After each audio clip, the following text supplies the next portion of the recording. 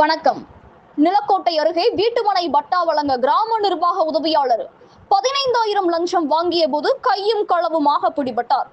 திண்டுக்கல் மாவட்டம் நிலக்கோட்டை அருகே கூவனூத்து கிராம ஊராட்சி கொம்புகாரன்பட்டியைச் சேர்ந்த பரமேஸ்வரன், வயது 50. இவர் விவசாயி ஆவார்.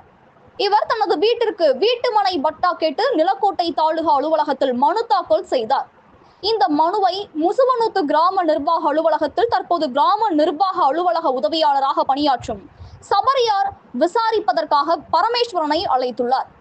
பரமேஸ்வரனை அழைத்து, உங்களுக்கு வீட்டுமனை பட்டா வழங்க வேண்டுமென்றால் 40,000 ரூபாய் வேண்டுமென்று கேட்டதாக கூறப்படுகிறது.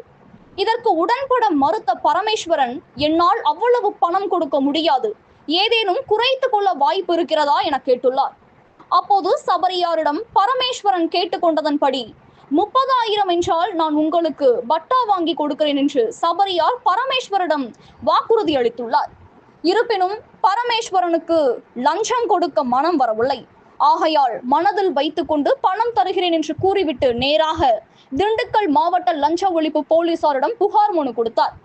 புகாரை பெற்றுக்கொண்ட லஞ்ச ஒழிப்பு மாவட்ட துணை போலீஸ் சூப்பரண்ட் நாகராஜன் தலைமையில் போலீசார் பரமேஸ்வரிடம் ரூபாய் 15,000 பெற்றுக்கொண்டு அதில் ரசாயன பொடியை தூவி மீண்டும் பரமேஸ்வரிடம் கொடுத்து நேராக சபரியாரிடம் கொடுக்கும்படி ஆலோசனை வழங்கினார்கள்.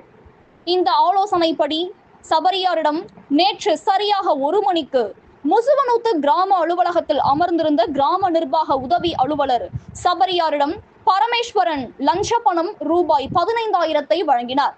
அப்போது அங்கு மறைந்திருந்த லஞ்ச ஒழிப்பு போலீசார் டிஎஸ்பி நாகராஜன் திடீரென்று அலுவலகத்திற்குள் புகுந்து கையும் களவுமாக 15,000 லஞ்சம் வாங்கிய கிராம நிர்வாக உதவியாளரை பிடித்து கைது செய்தார்.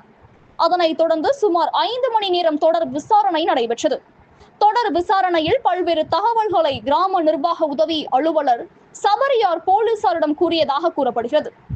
இந்த சம்பவம் நிலக்கோட்டை பகுதியில் காட்டுத்தீ போன்று பரவி வரும் பெரும் பரபரப்பு ஏற்படுத்தியுள்ளது என்பது குறிப்பிடத்தக்கது. அண்மை செய்திகளை உடனுக்குடன் தெரிந்து கொள்ள நமது கனவு தமிழகம் செய்தி சேனலை பாருங்கள். செய்திகள் வாசிப்பவர் ஸ்னேகா பொன்வாலி. நன்றி.